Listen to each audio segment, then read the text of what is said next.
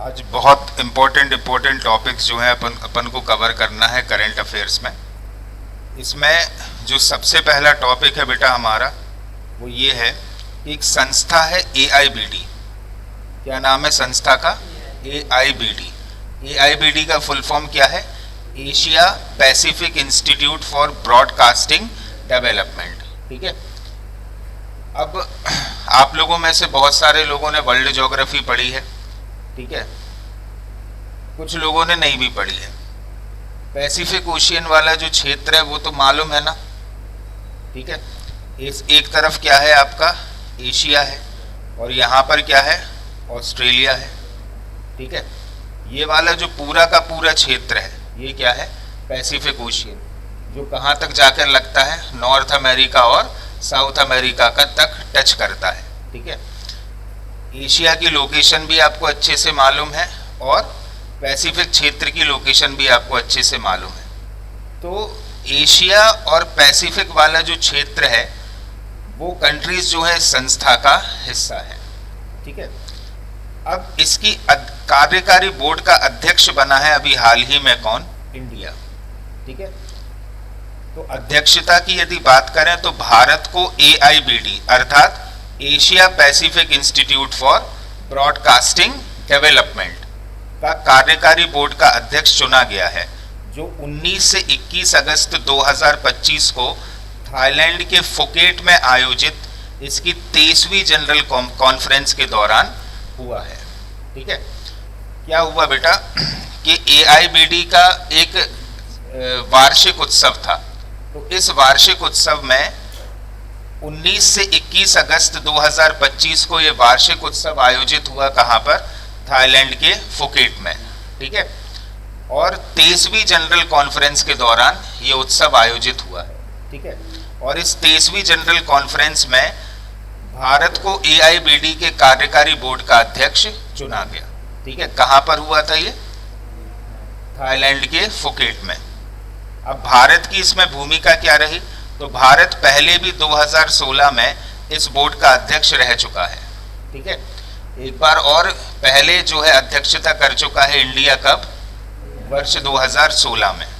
वर्तमान में प्रसार भारती के CEO जिनका नाम है क्या?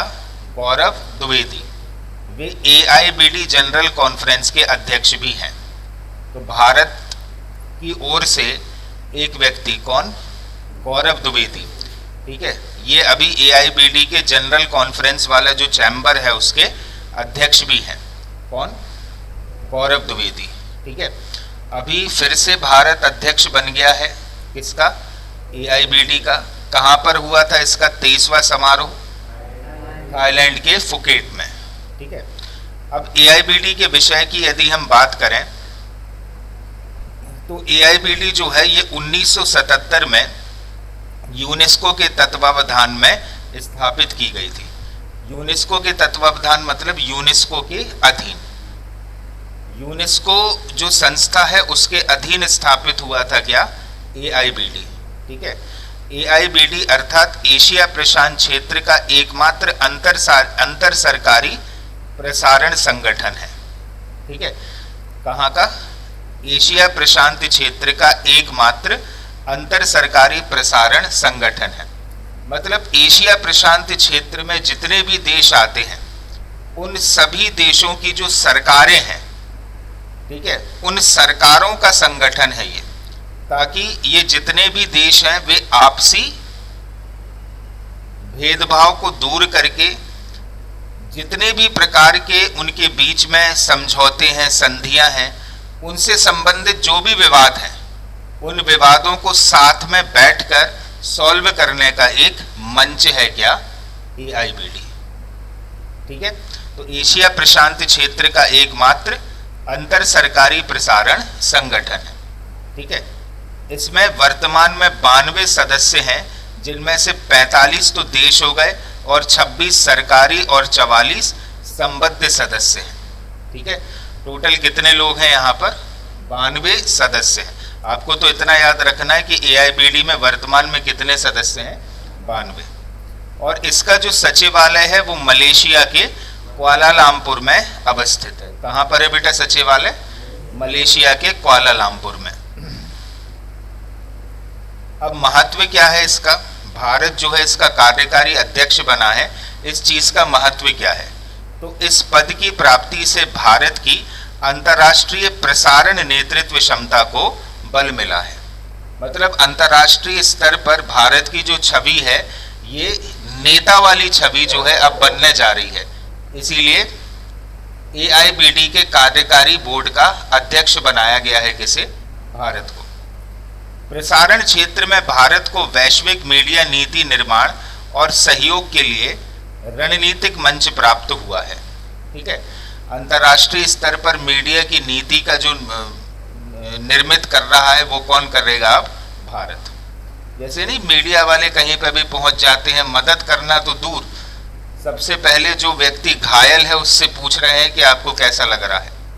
ठीक है, तो मीडिया से रिलेटेड ये ओवरऑल एक जैसा है, पूरे दुनिया का मीडिया एक जैसा है।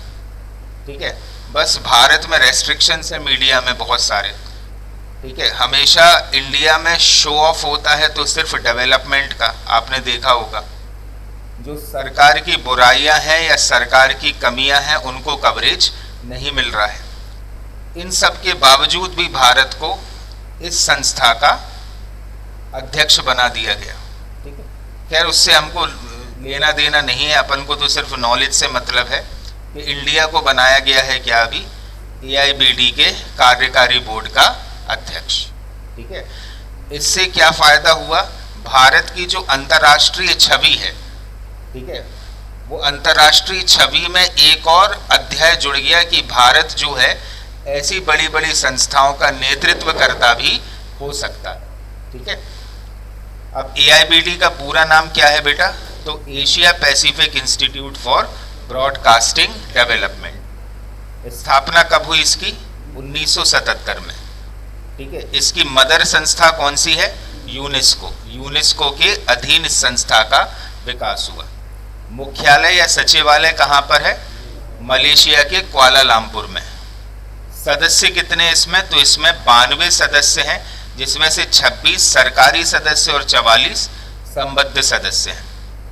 भारत की स्थिति की बात करें तो 2025 में AIBD कार्यकारी बोर्ड का अध्यक्ष इंडिया चुना गया है।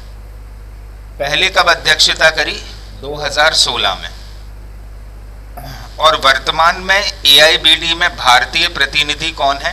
तो ये है प्रसार भारती के CEO गौरव द्विवेदी। इसका महत्व क्या है? तो भारत की प्रसारण और मीडिया नेतृत्व क्षमता को वैश्विक स्तर पर मजबूती मिली है। मीडिया नीति और सहयोग का अंतर्राष्ट्रीय मंच है जिसकी अध्यक्षता करेगा अब कौन? इंडिया।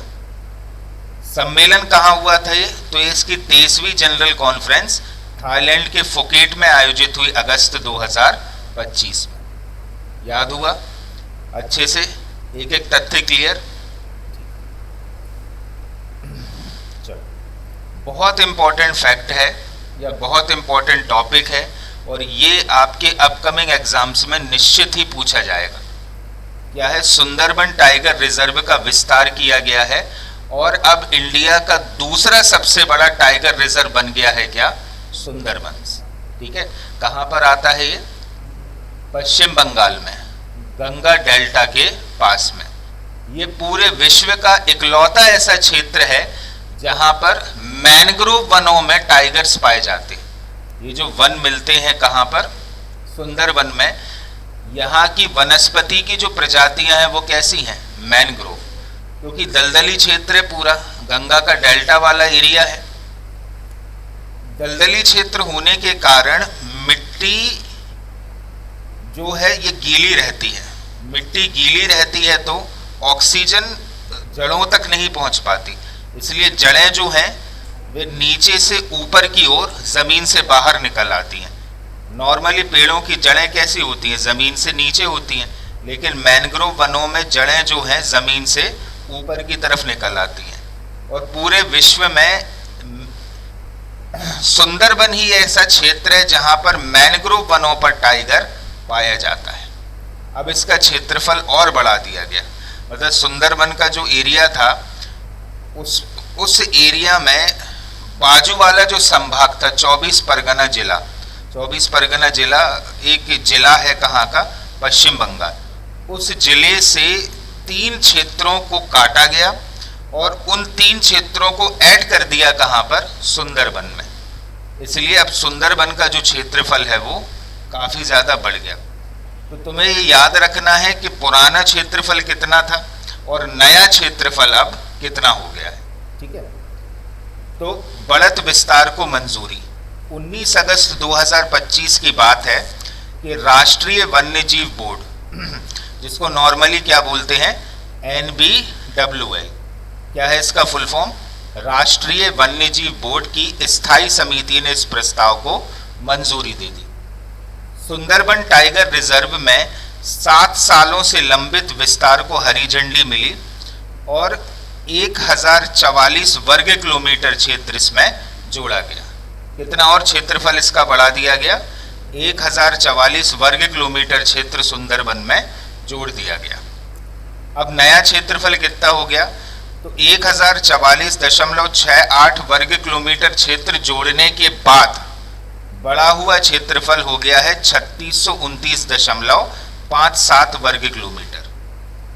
ये जोड़ दिया गया और अब नया क्षेत्रफल कितना है, 3629.57 वर्ग किलोमीटर। मतलब अगर आपको हम इसके सेंटर पर खड़ा कर दें और बोले कि किसी भी दिशा में चले जाओ तो 3 किलोमीटर एवरेज अगर बात करें तो चारों तरफ 3 किलोमीटर तक का एरिया है। अब सुंदरबन भारत का दूसरा सबसे बड़ा टाइगर रिजर्व बन गया है और पहले स्थान पर आंध्र प्रदेश का नागार्जुन श्रीशैलम टाइगर रिजर्व है। पूरे भारत का सबसे बड़ा टाइगर रिजर्व कौन सा है बेटा, आंध्र प्रदेश में अवस्थित नागार्जुन श्रीशैलम टाइगर रिजर्व। अब क्षेत्रफल की यदि बात करें तो सुंदरबन का क्षेत्रफल कितना है, 3629.57 वर्ग किलोमीटर और लगभग 100 वर्ग किलोमीटर अधिक क्षेत्रफल है किसका, नागार्जुन श्रीशैलम टाइगर रिजर्व का, क्योंकि उसका आ रहा है 3727.82 वर्ग किलोमीटर, ठीक है। अब कौन कौन से क्षेत्र यहां पर जोड़े गए हैं, कहा, सुंदरबन में, तो दक्षिणी 24 परगना जिले की 3 वन रेंज, कौन कौन सी, माटला, रायदिगी और रामगंगा को सुंदरबन टाइगर रिजर्व में शामिल कर दिया गया। जब अपन बोल रहे हैं ना अतिरिक्त 1000 वर्ग किलोमीटर का क्षेत्र जुड़ा है, तो 3 वन रेंज जो है सुंदरबन में जोड़ दी है और वो 3 वन रेंज कौन कौन सी हैं, माटला, रायदिगी और रामगंगा। यह प्रस्ताव सबसे पहले गया था 2005-06 में केंद्र को भेजा गया था, लेकिन केंद्र ने किसी भी प्रकार का कोई संज्ञान नहीं लिया। 2022-23 में फिर से इसकी सिफारिश की कि भैया सुंदरबन में नंबर ऑफ टाइगर्स बढ़ते जा रहे हैं, ठीक है, इसीलिए क्षेत्रफल बढ़ाना पड़ेगा सुंदरबन का। तो 2022-23 में फिर से सिफारिश की गई और 2024 में राज्य वन बोर्ड ने इसे स्वीकृति दे दी और फिर यह प्रस्ताव पहुंचा किसके पास, NBWL के पास। फिर NBWL ने अभी 19 अगस्त 2025 को इसे रजामंदी दे दी। अब इसका लाभ क्या होता है, तो अब सुंदरबन टाइगर रिजर्व में लगभग 101 बाघ होंगे, 80 जो हैं ये वर्तमान में मौजूद है सुंदरबन में, बाकी जो 3 नए क्षेत्र जोड़े गए हैं वहां से आ जाएंगे, तो टोटल बाघ कितने हो जाएंगे, 101। यह विस्तार राष्ट्रीय बाघ संरक्षण दिशा निर्देशों का सफल क्रियान्वयन है, साथ ही क्षेत्र में पर्यटन, प्रशासनिक दक्षता और फंडिंग बढ़ाने में सहायक है। जो भी अंतर्राष्ट्रीय स्तर की संस्थाएं होती हैं, ये अंतर्राष्ट्रीय स्तर की संस्थाएं व्यापक पैसा देती हैं ताकि फ्लोरा और फाउना बच पाए। तो अब क्षेत्रफल बढ़ा दिया गया है, क्षेत्रफल बढ़ाने का परिणाम क्या हुआ कि पर्यटन को बढ़ावा मिलेगा और अंतर्राष्ट्रीय स्तर की जो संस्थाएं हैं वो यहाँ पर पैसा भी देंगी डेवलपमेंट कार्य आदि कराने के लिए। स्थानीय समुदाय के साथ संतुलन, भाई इस क्षेत्र में ये जो 3 इलाके शामिल किए गए हैं, इस क्षेत्र में लोग बाग भी तो रहते होंगे, जनजातियां भी रहती होंगी, ठीक है। अब ऐसा ना हो कि अब ये वाला क्षेत्र तो टाइगर रिजर्व घोषित कर दिया गया, तो इन जनजातियों की क्रियाकलापों पर प्रतिबंध लग जाए। तो इसके साथ जो है आपको, अब वहाँ पर जो भी लोग रहते वो एक्चुअली कौन है, मछुआरे, क्योंकि गंगा का डेल्टा क्षेत्र और वहीं पर गंगा नदी आगे जाकर मिल जाती है किससे, समुद्र में। तो ये लोग मछुआरे हैं पूरे के पूरे, तो इनके साथ तालमेल बैठाकर आगे बढ़ना होगा। इसीलिए मछुआरों के संगठनों ने इसका विरोध जताया। दावे के मुताबिक उन्हें पहले जुड़े बिना निर्णय लिया गया। पहले जुड़े बिना मतलब मछुआरों से पूछे बिना ये निर्णय ले लिया गया। वन विभाग ने स्पष्ट किया कि नया जोड़ा गया क्षेत्र बफर जोन है, लोग अपनी पारंपरिक आजीविका पहले की तरह कर सकते हैं, क्योंकि टाइगर हमारे लिए टाइगर है, ठीक है। वो लोग तो बचपन से शेरों के साथ रहते हुए आए हैं, बाघों के साथ रहते हुए आए हैं, उनको डर वर नहीं लगता, ठीक है। तो ये वाला जब उनका इलाका अब क्या घोषित कर दिया गया है, टाइगर रिजर्व, तो बहुत सारी चीजों में अंकुश लगा देगी सरकार की नहीं, ठीक है। इसीलिए इन्होंने विरोध जताया, लेकिन फिर भी वन विभाग ने आश्वासन दिया कि आप अपना जैसा काम करते थे वैसा ही करते रहेंगे, उस पर कोई इफेक्ट नहीं पड़ेगा। फिर स्थानीय समुदाय के साथ जो संतुलन है, ये वाला टॉपिक फिर से रिपीट हो गया, वही चीज है, ठीक है। तो टाइगर रिजर्व का नाम क्या है बेटा, सुंदरबन टाइगर रिजर्व। विस्तार को मंजूरी कब मिली, 19 अगस्त 2025 को। नए 3 क्षेत्र यहां पर जोड़ दिए गए, जो किसका हिस्सा है, दक्षिणी 24 परगना जिले का हिस्सा है। कौन कौन से 3 क्षेत्र जोड़े गए हैं, माटला, रैदिगी और रामगंगा। अब नया क्षेत्रफल कितना हो गया है, 3629.57 वर्ग किलोमीटर। भारत में उसकी रैंक हो गई है कौन सी, दूसरी। प्रथम रैंक पर क्या आ रहा है, नागार्जुन सागर श्रीशैलम, ठीक है। बाघों की अनुमानित संख्या कितनी हो जाएगी सुंदरबन में, 101। विरोध किसने किया है, तो वहां के जो मछुआरे हैं, मत्स्य जीव समुदाय की आजीविका के नुकसान पर आरोप लगाया उन्होंने, लेकिन फिर भी वन विभाग ने उनसे क्या बोल दिया है, आपका जीवन यापन जैसे चल रहा था तो वैसे ही चलता रहेगा। अब सरकार की स्पष्टता क्या है कि जोड़े गए क्षेत्र क्या है, बफर जोन, ठीक है। बफर जोन है, इसी कारण से किसी की भी लाइफ स्टाइल पर कोई भी इफेक्ट नहीं पड़ेगा। बफर जोन ऐसा इलाका होता है जो टाइगर रिजर्व भी है। बफर जोन मतलब जहां पर पुरानी जो मान्यता है वो भी लागू है और नए वाले रेस्ट्रिक्शन भी लागू है। तो अगर अपन लोग वहां पर घूमने जाएं तो हमारे लिए रेस्ट्रिक्शन है, लेकिन वो जो जनजातीय क्षेत्र उनके लिए किसी भी प्रकार का कोई रेस्ट्रिक्शन नहीं है। आप मंडला का क्षेत्र देखो, बैगाचक क्षेत्र है हमारे यहाँ, तो वो बैगा जनजाति के जो लोग हैं वो टाइगर के साथ रह रहे हैं, ठीक है। वो टाइगर को पकड़ भी सकते हैं, वन्य जीव को नुकसान पहुंचाए बिना उनके साथ खेल भी सकते हैं। हम नहीं कर सकते ऐसा काम। तो वो बैगाचक क्षेत्र कहाँ आ रहा है, बफर जोन में, जहां पर पुरानी मान्यताएं भी हैं, क्योंकि जनजातियों को भी संरक्षित करना है आपके लिए, और नई मान्यताएं भी हैं। जो ये नए कानून बन रहे हैं, ये कानून भी लागू है। तो भूमि एक ही है, लेकिन वहां पर एडमिनिस्ट्रेशन 2, 3 या 4 प्रकार से चल रहा है। एक ही क्षेत्र में जब 3-4 अलग अलग प्रकार के कानून लागू होते तो उसको बोला जाता है क्या, बफर जोन। क्या बोलते हैं उस चीज के लिए, बफर जोन, ठीक है। तो सरकार ने बोल दिया कि ये क्षेत्र क्या है, बफर जोन। तो मछुआरों को भी किसी भी प्रकार का कोई नुकसान नहीं पहुंचेगा, और ना ही पर्यटन को नुकसान पहुंचेगा, ना ही टाइगर रिजर्व के टाइगर्स को कोई नुकसान पहुंचेगा। इसके लिए कौन उपस्थित है वहां पर, वन विभाग। फिर ये बहुत अच्छे से कवर करना बेटा, यूनिट 9 का हिस्सा है। और आज के टाइम पर हमारा पूरा का पूरा जीवन किस पर आधारित हो गया है, डिजिटल गैजेट्स पर। हुआ है कि नहीं हुआ, भारत में सबसे अधिक तादाद सॉफ्टवेयर इंजीनियर्स की है। आज आप देखो ना, हर दूसरा व्यक्ति 12th पास करके अगर इंजीनियरिंग में जा रहा है तो वो सॉफ्टवेयर का क्षेत्र चुन रहा है। तो तो भारत जो है पूरी दुनिया का एक सॉफ्टवेयर हब बन चुका है। तो हम सॉफ्टवेयर के क्षेत्र में तो बहुत तेज हो गए, लेकिन आज भी अगर हमको एक कहना चाहिए कि छोटा सा मोबाइल फोन भी अगर बनाना है तो उसकी जो चिपसेट है वो हम कहाँ से बुला रहे हैं? चाइना से।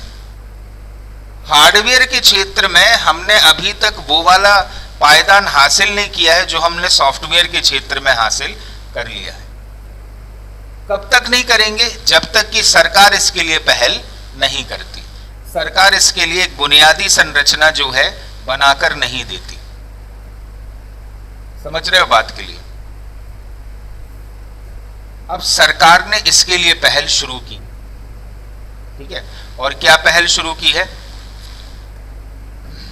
क्या पहल शुरू की है? एक ऐसी योजना तैयार की है जिससे कि इंडिया जो है सॉफ्टवेयर के क्षेत्र में तो उसने बहुत मुकाम हासिल कर लिया, एक बहुत ऊंचा मुकाम हासिल किया। लेकिन ये जो सेमीकंडक्टर डिवाइसेस हैं, आप माउस यूज कर रहे हो, माउस में भी चिपसेट लगा हुआ है, लैपटॉप भी पूरा चिपसेट पर बना है। कोई भी इलेक्ट्रॉनिक डिवाइस देख लो आप, सारे इलेक्ट्रॉनिक डिवाइस में कोई ना कोई सेमीकंडक्टर डिवाइस या कोई ना कोई चिपसेट जरूर लगा हुआ होता है। लेकिन दुर्भाग्य हमारा क्या है कि ये पूरे के पूरे चिपसेट हम इंपोर्ट करते हैं कहां से? चाइना से, ठीक है। अभी तक हमने स्वावलंबनता हासिल नहीं की है किसमें? सेमीकंडक्टर डिवाइस के डेवलपमेंट में। उसके लिए जो है सरकार ने ऐसी नीतियों को मैनिपुलेट किया है कि अब भारत में आने जा रही है क्या? चिप डिजाइनिंग की क्रांति। जैसे अभी तक सरकार ने बोला था कि भारत में आकर चीजों को बनाओ, तो चला था नारा कौन सा? Make in India. अब नारा चला है डिजाइन इन इंडिया, क्योंकि चिपसेट तो बहुत आसान है बनाना, लेकिन कोई भी डिवाइस है, जैसे अब इसी को देख लो, ये क्या है? यूएसबी कनेक्शन हब, ठीक है। मार्केट में देखो आप तो 300 साढ़े 300 रुपए की आती है, लेकिन अगर तुम सिर्फ लागत देखो ना इस चीज की, तो लागत हमें तो नहीं लगता कि 25-30 रुपए से अधिक की होगी। तो पैसा काय का लगा है आपका? लागत तो 25-30 रुपए इस चीज की, लेकिन तुम जब मार्केट से खरीद रहे हो 300 साढ़े 300 रुपए के समथिंग तुमको मिल रही है। ये डिजाइनिंग का पैसा है कि ग्राहक को सहूलियत मिले चीजों को कनेक्ट करने की। पैसा जो लिया जा रहा है आपसे इलेक्ट्रॉनिक डिवाइस का, वो काय का पैसा ले रहे हैं? चिप डिजाइनिंग का पैसा, ठीक है। आज की तारीख में आप देख लो, कंप्यूटर लेने जाओ तो तुम्हें एक असेंबल्ड कंप्यूटर 5 से 10 हजार रुपए के बीच में मिल रहा है। घरेलू उपयोग के लिए बढ़िया सा कंप्यूटर आपको मिल जाएगा। लैपटॉप आप लेने के लिए जाओ तो अच्छा लैपटॉप आपको 50 से 55 हजार रुपए के बीच में मिलेगा। कंप्यूटर भी वही काम कर रहा है और लैपटॉप भी वही काम कर रहा है, लेकिन लैपटॉप इतना कॉस्टली क्यों है? चिप डिजाइनिंग के कारण। जो 3 अलग अलग कंपार्टमेंट्स हैं उनको एक में मर्ज कर दिया गया है, ठीक है। लैपटॉप और ज्यादा सुविधाजनक उन्होंने कर दिया है। सारे इतने बड़े कंप्यूटर के काम एक लैपटॉप कर रहा है, सिर्फ किसके कारण? चिप डिजाइन उसका इस प्रकार से हुआ है कि अलग अलग प्रकार के गैजेट्स को मर्ज कर दिया, उसका पैसा आपसे लिया जा रहा है। समझ रहे हो? तो 21वीं सदी की डिजिटल अर्थव्यवस्था सेमीकंडक्टर पर आधारित है। भाई मोबाइल चला रहे हो, उसमें भी क्या है? सेमीकंडक्टर डिवाइसेस हैं, चिप लगी हुई हैं, ठीक है। टैबलेट चला रहे हो आप, उसमें वो भी पूरा किस पर बना हुआ है? चिपसेट पर।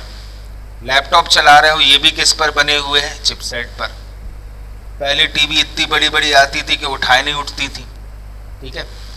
आज 5-5, 10-10 हजार रुपए में बढ़िया टीवी तुमको डली डली मिल रही है, नहीं मिल रही। फर्क किसका है?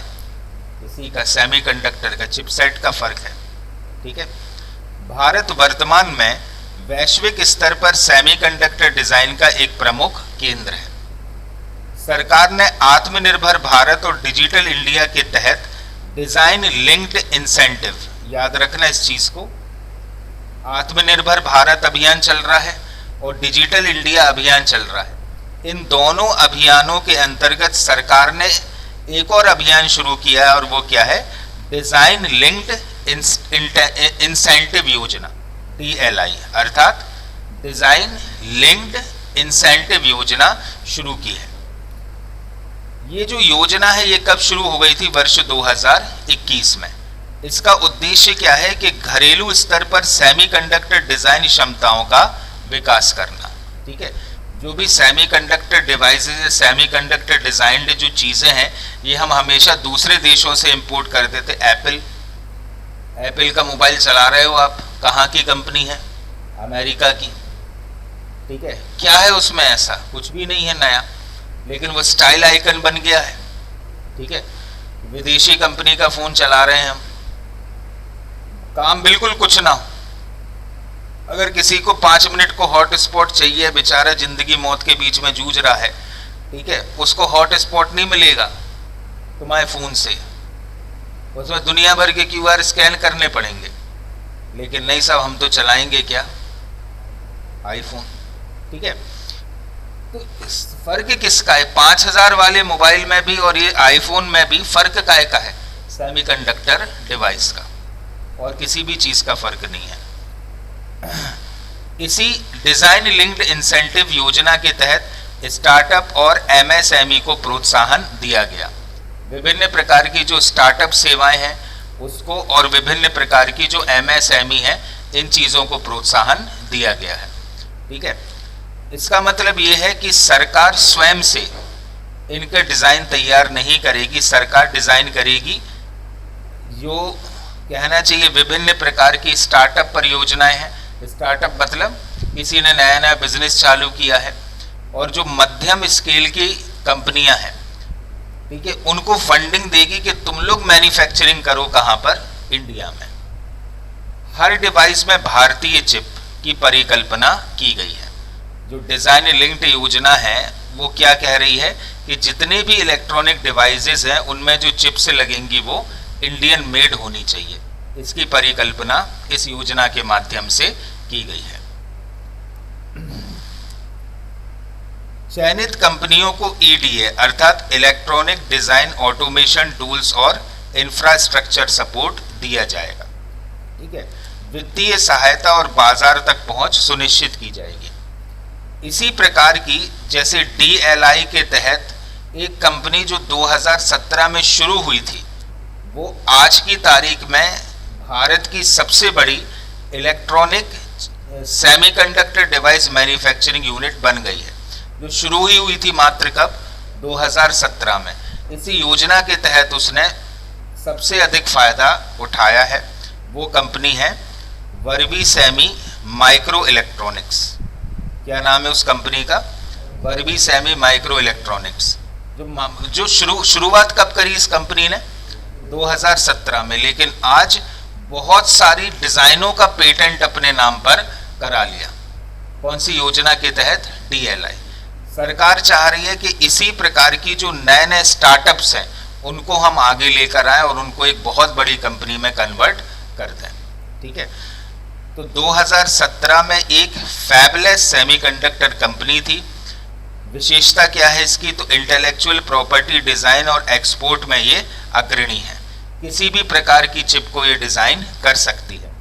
तो अभी तक इसने 110 इंटेलेक्चुअल प्रॉपर्टीज अपने नाम कर लिए हैं, 25 इंटीग्रेटेड सर्किट्स का निर्माण किया है, 10 पेटेंट भी इसके नाम पर हैं और 5 ट्रेड सीक्रेट्स भी इसके नाम पर हैं। ठीक है, जो 2017 में शुरू हुई, ठीक है, उसके नाम पर इतनी सारी चीजें रजिस्टर्ड हो गई। अब इसने, ये जो संस्था है एक प्राइवेट संस्था है, लेकिन ये भारत सरकार को बहुत सारे क्षेत्रों में मदद करती है सेमीकंडक्टर को डिजाइन करने के लिए। उनमें से एक आ जाएगा क्या? रक्षा क्षेत्र में। तो दुनिया भर की मिसाइलें लॉन्च हो रही हैं, ठीक है, इतने सारे जो युद्धपोत हैं वो हम अपनी नौसेनाओं में शामिल कर रहे हैं। उनके लिए सब में तो इलेक्ट्रॉनिक डिवाइसेस की आवश्यकता पड़ेगी। कौन बना रहा है उसको? व्यापारिक स्तर तक या वैश्विक स्तर तक ये प्राइवेट कंपनियां हैं जो बना रही हैं। तो जब तक इन प्राइवेट कंपनियों को आप आगे लेकर नहीं आओगे, आगे कैसे बढ़ेंगी? आपको फंडिंग देना पड़ेगी उनको। तो फंडिंग कौन दे रही है? सरकार। अंतरिक्ष क्षेत्र के लिए औद्योगिक तकनीक, स्मार्ट ऊर्जा और उपभोक्ता इलेक्ट्रॉनिक्स, सबके लिए कार्य करती है कौन सी संस्था? Vermi semi. ठीक है, और ये वही संस्था है जिसको कौन सी योजना का लाभ मिला है? DLI। ठीक है, अब भविष्य की योजनाएं 2025 से 27 के तहत सरकार की क्या है? तो एप्लीकेशन स्पेसिफिक इंटीग्रेटेड सर्किट, मतलब आप देखो आज के टाइम पर गाड़ियां भी पूरी डिजिटलाइज हो गई हैं कि नहीं हो गई? अब आजकल वो वाले मीटर कहाँ लग रहे? गाड़ियों में तो सारे डिजिटल मीटर लगते हुए आ रहे हैं, तो वो भी तो एक प्रकार की एप्लीकेशन है। गाड़ियां आपके फोन से कनेक्टेड हैं, जैसे आप अपनी कार से निकले, AC बंद करना भूल गए, तो आप ऐप खोलो, ऐप से पूरी कार बंद कर दो। ठीक है, अब जैसे बहुत भीषण गर्मी पड़ रही है, आप चाह रहे हो कि आप अपनी कार का दरवाज़ा खोलो तो ठंडक रहे, ऐप से लिंक्ड रहती हैं।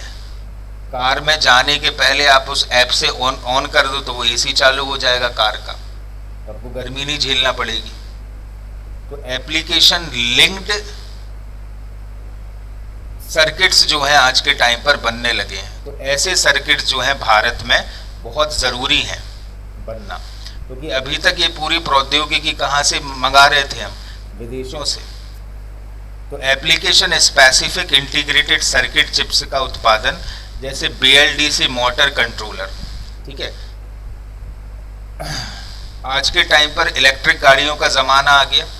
इन इलेक्ट्रिक गाड़ियों में जो मोटर लगी होती है वो रहती है BLDC मोटर, और BLDC मोटर चलती है कंट्रोलर से। ये सारे कंट्रोलर अभी चाइना से इंपोर्ट हो रहे हैं।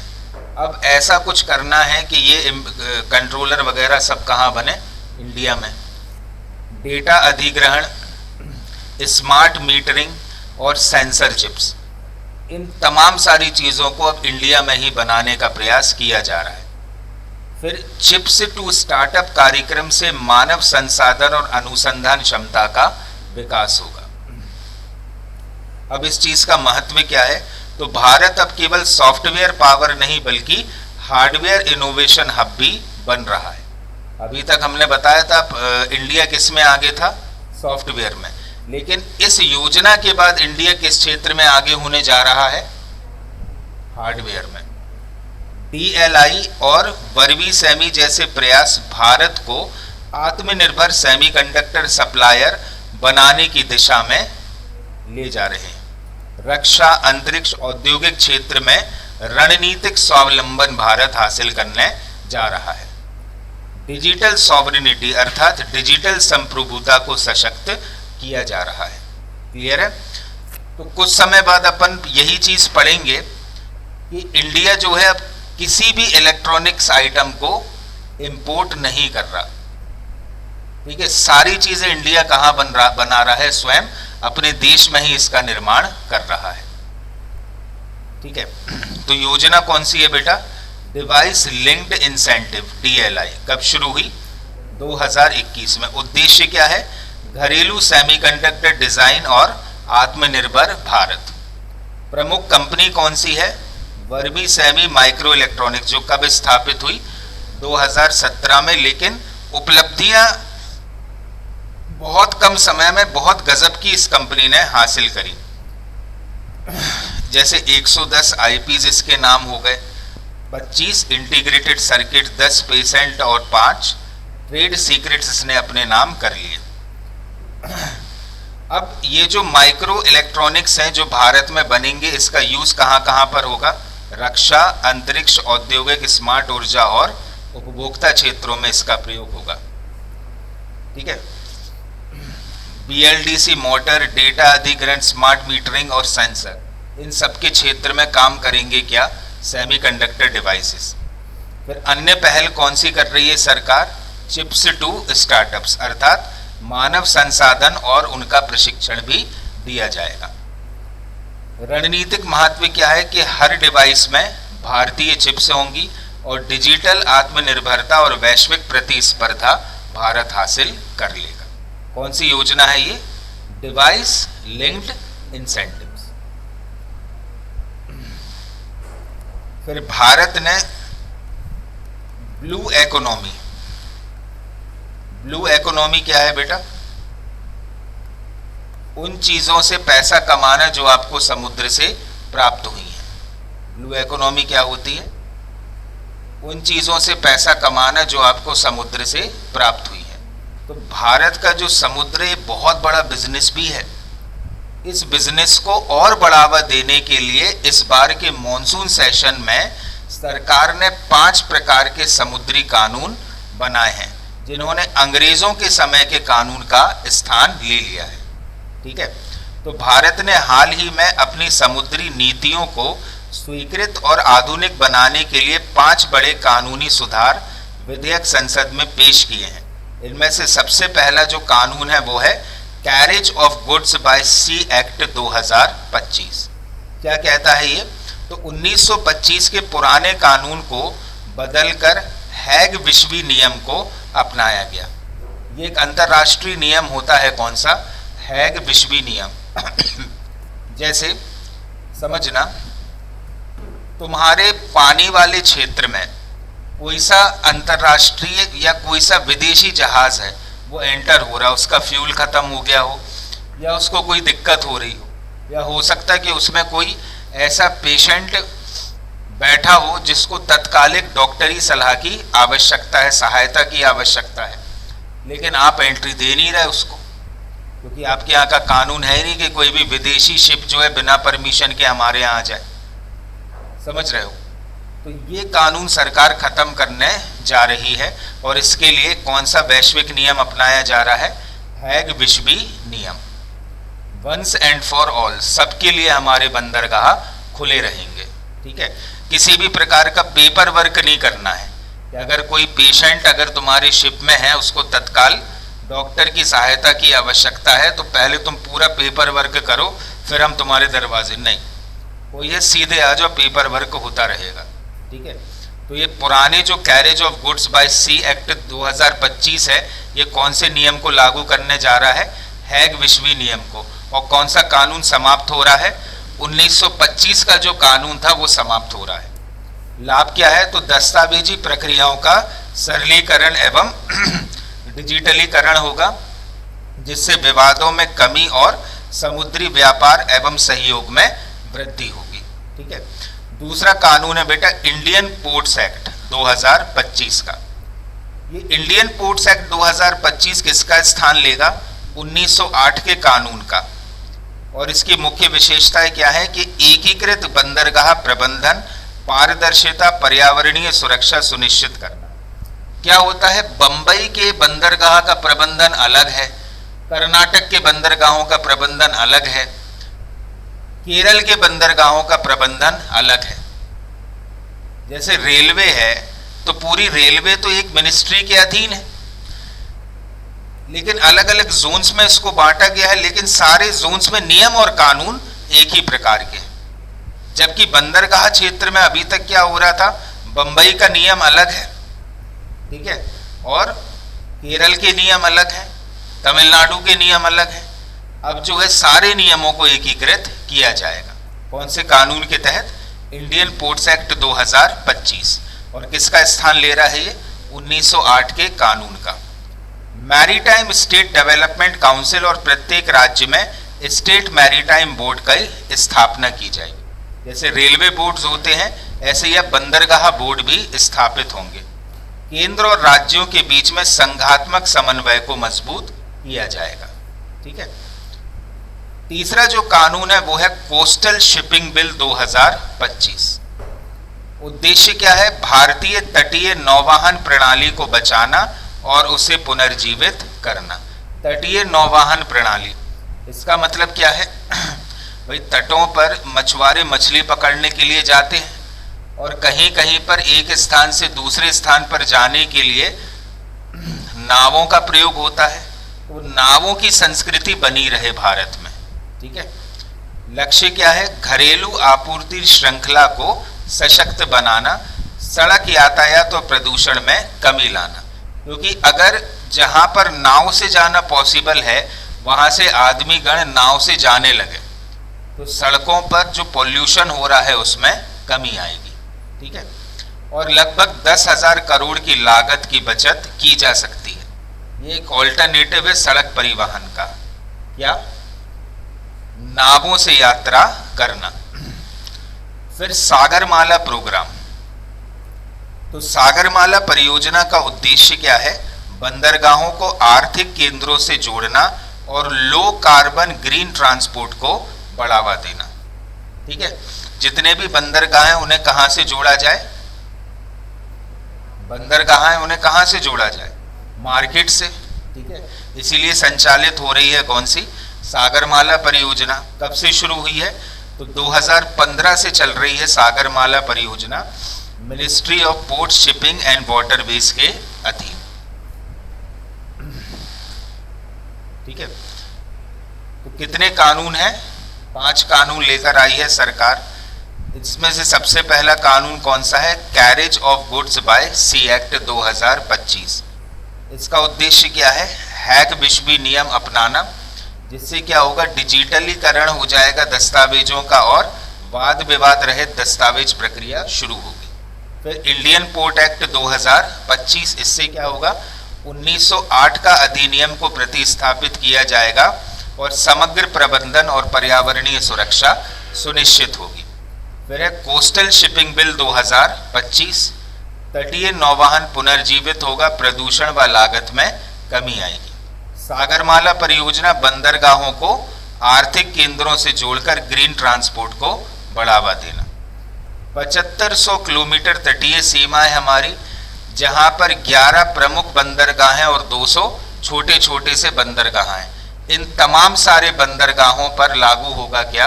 ये 5 कानून जो भारत सरकार लेकर आ रही है। फिर आप लोगों ने सुना होगा अभी, विश्व का सबसे ऊंचा आर्च रेलवे पुल जो है ये भारत में शुरू हुआ है। कहां पर? चिनाब नदी पर। इसी को बोला जाता है क्या? चिनाब ब्रिज। ठीक है, ये क्या है इसकी खासियत? विश्व का सबसे बड़ा या सबसे ऊंचा आर्च रेलवे पुल है ये। ठीक है, तो जम्मू कश्मीर के रियासी जिले, कौन सा जिला है बेटा ये? जम्मू कश्मीर का रियासी जिला में चिनाब नदी पर विश्व का सबसे ऊंचा, अकेले इंडिया का नहीं, पूरी दुनिया का सबसे ऊंचा रेलवे आर्च ब्रिज निर्मित किया गया है। देखो, आप देख ही रहो कितना भीषण लग रहा है। ठीक है, आर्च किसको बोलते? ये जो ऐसी आकृति होती है ना, ये वाली, इस चीज को कहा जाता है क्या? आर्च। प्रधानमंत्री श्री नरेंद्र मोदी ने 6 जून वर्ष 2025 को इसका लोकार्पण किया और ये कटरा श्रीनगर के बीच में वंदे भारत ट्रेन की शुरुआत इसी पुल के माध्यम से की गई है। ठीक है, कौन सी नदी पर है ये? चिनाब नदी पर, इसीलिए इसका नाम क्या पड़ा? चिनाब ब्रिज। ठीक है, पुल की विशेषताओं की यदि हम बात करें तो इसकी ऊंचाई कितनी है बेटा? जमीन से 359 मीटर, आईफिल टावर से 35 मीटर अधिक है। आईफिल टावर कहाँ है? पेरिस में, उससे 35 मीटर ऊंचा है ये चिनाब ब्रिज। ठीक है, लंबाई है इसकी लगभग 1086 फीट। बकरकोट और कौरी कहां पर आते हैं? रियासी जिले का हिस्सा है। 2 स्टेशन, कौन से? बकरकोट और कौरी। इन दोनों स्टेशनों के बीच में चिनाब नदी के ऊपर बना हुआ है ये ब्रिज। निर्माण चिनाब नदी पर संबलदाना और रियासी रेलवे स्टेशन को जोड़ने वाली रेलवे लाइन पर। भारत का पहला केबल रेल पुल है ये, पहला केबल रेल पुल है, लेकिन दुनिया में सबसे ऊंचा जो है रेलवे पुल बन गया है। केबल पुल होते हैं ना, अब तुम इसको देखो ध्यान से, ये केबलों पर सदा हुआ है पूरा। ठीक है, इसलिए उसको कहा जाने लगा क्या? केबल पुल। आधुनिक इंजीनियरिंग का अद्भुत उदाहरण है ये। डिजाइन तो इस प्रकार किया गया है कि 213 किलोमीटर प्रति घंटे की गति से अगर हवा भी चल रही है तो उस हवा का भी इस पुल पर कोई असर नहीं होगा। 213 किलोमीटर प्रति घंटे बहुत होता है, मतलब इंसान उड़ जाए। अगर इतनी गति से भी अगर हवा चल रही है तो उसका असर भी इस पुल पर नहीं होगा। तो इसका महत्व क्या है? महत्व ऐसा है बेटा कि कश्मीर घाटी को पूरे भारत के रेल नेटवर्क से अब जोड़ दिया गया इस पुल के माध्यम से। उत्तर दक्षिण अर्थात कश्मीर से कन्याकुमारी रेल संपर्क का प्रतीक है ये। ठीक है, जम्मू उधमपुर श्रीनगर बारामूला रेल लाइन का हिस्सा है। ठीक है, कौन सी रेल लाइन है? जम्मू उधमपुर श्रीनगर बारामूला रेल लाइन का ये हिस्सा रहेगा। तो अगर बात करें इस पुल की, तो इसका उद्घाटन कब हुआ है? 6 जून 2025 को। किसने किया?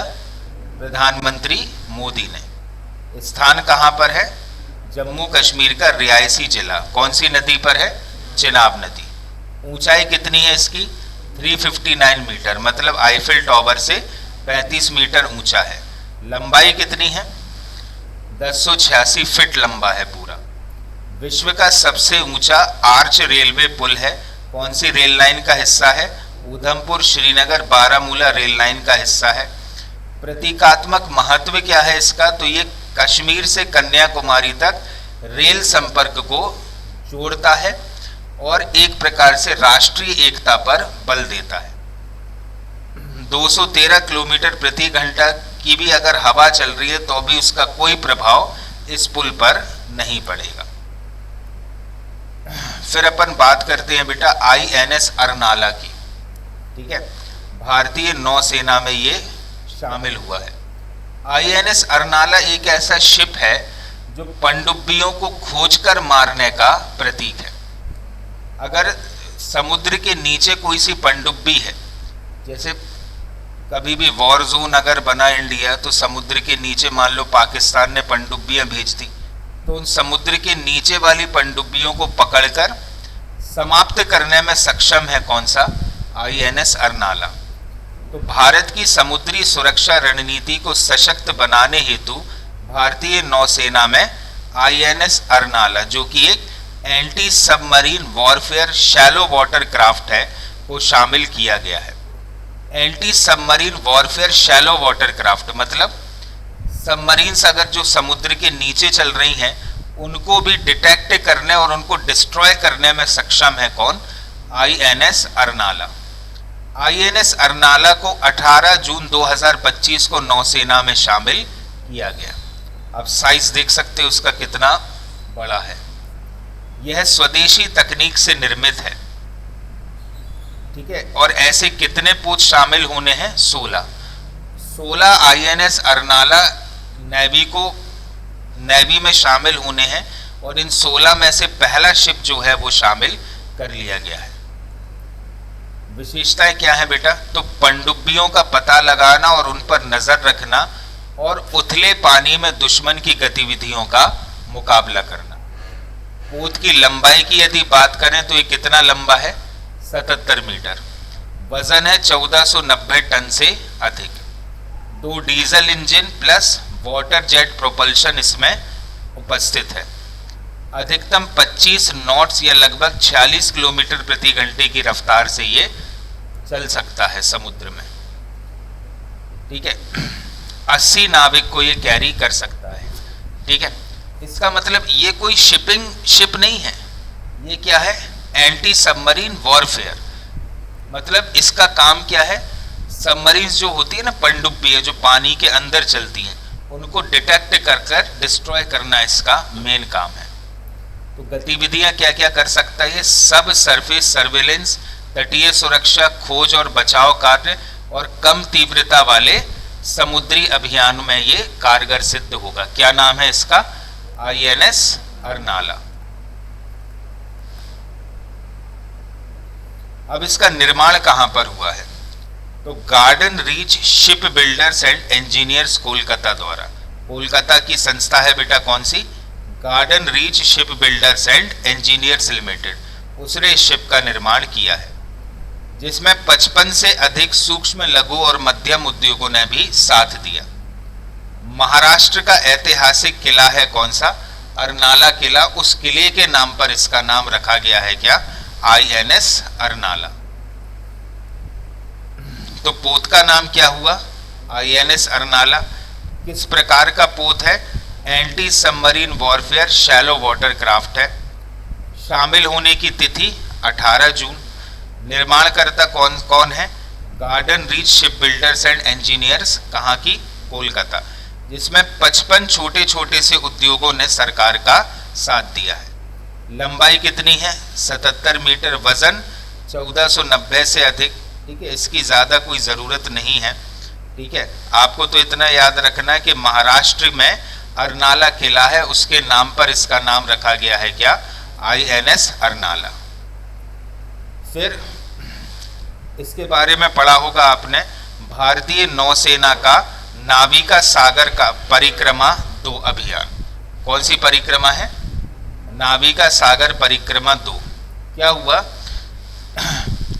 2 महिलाएं हैं ये दोनों इंडियन नेवी में वर्किंग करती हैं, ठीक है, लेफ्टिनेंट कमांडर हैं।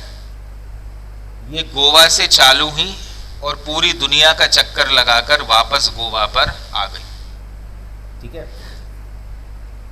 इस पूरी परियोजना को नाम दिया गया है क्या, नाविका सागर परिक्रमा, ठीक है। ऐसी ही नाविका सागर परिक्रमा एक बार और हो चुकी है जब 6 महिलाओं ने पूरे विश्व का चक्कर लगाया था। तो भारतीय नौसेना के 2 अधिकारी, लेफ्टिनेंट कमांडर दिलना के, क्या नाम है इनका, दिलना के, और लेफ्टिनेंट कमांडर रूप ए, दोनों ने नौकायन पोत INS तारिणी, ठीक है, कौन सा पोत उठाया इन्होंने, INS तारिणी पर सवार होकर विश्व परिक्रमा की और यात्रा में कुल 238 दिनों में पूरी हो गई। मतलब पूरी दुनिया का चक्कर लगाकर ये वापस गोवा आ गई कितने दिनों में, 238 दिनों में। तो अभियान का नाम क्या है, नाविका सागर परिक्रमा 2। शुरुआत कब से हुई, 2 अक्टूबर 2024 में, कहाँ से, गोवा से, और 29 मई 2025 को इन्होंने गोवा में वापसी भी कर ली, पूरी दुनिया का चक्कर मार के।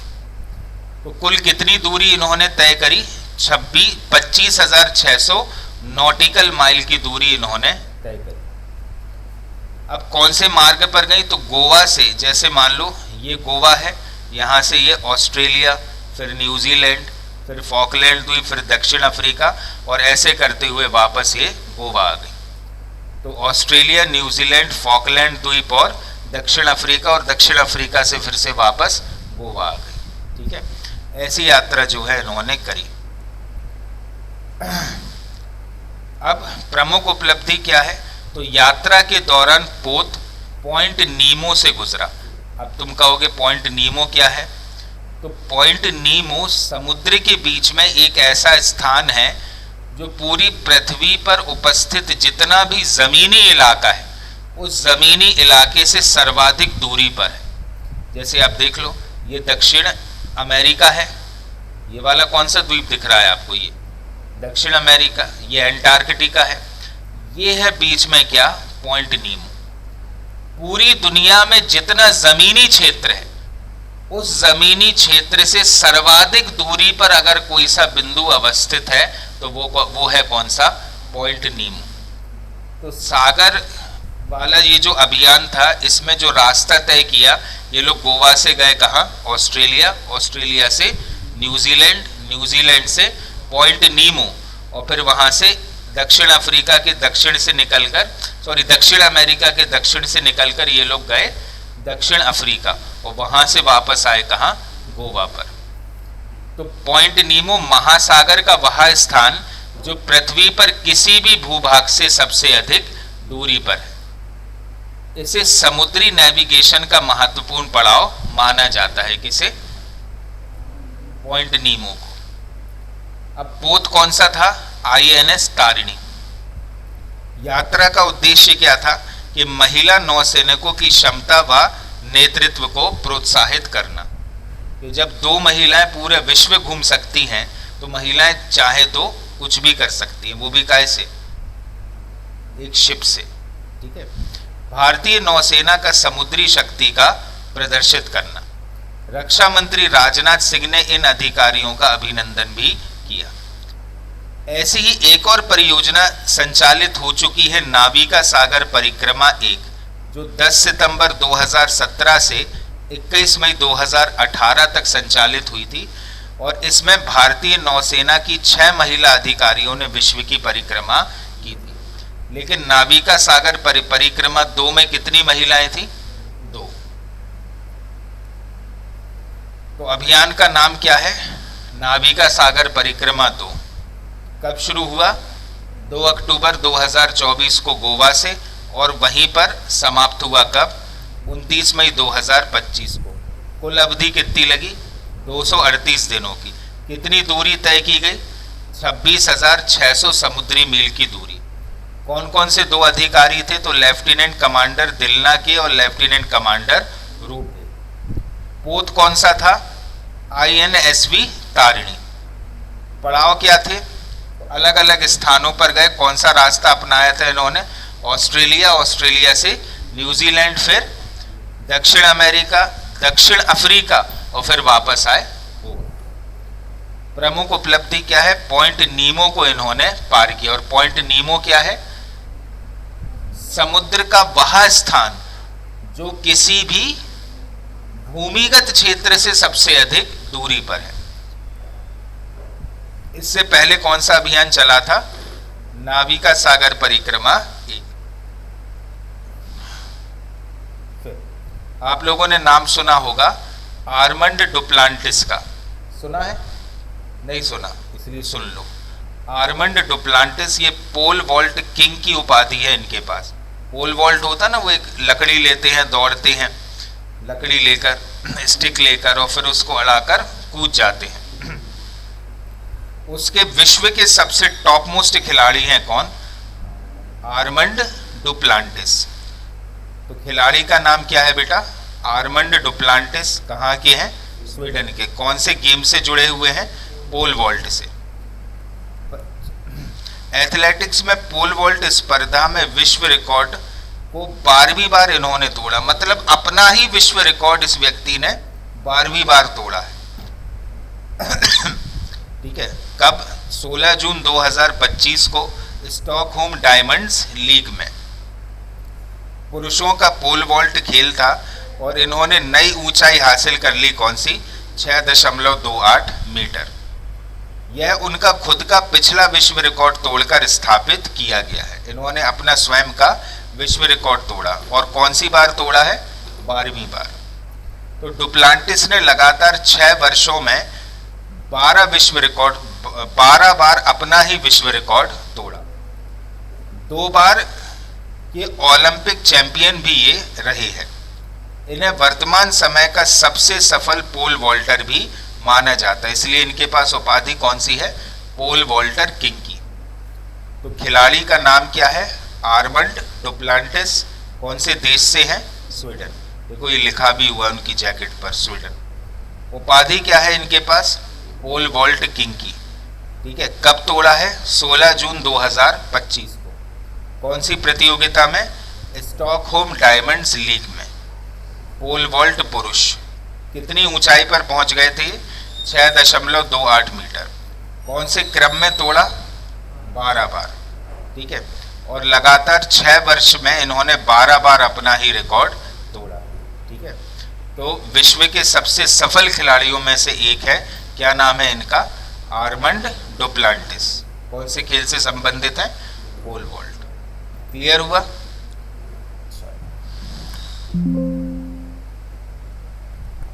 ये है हमारे आज की करंट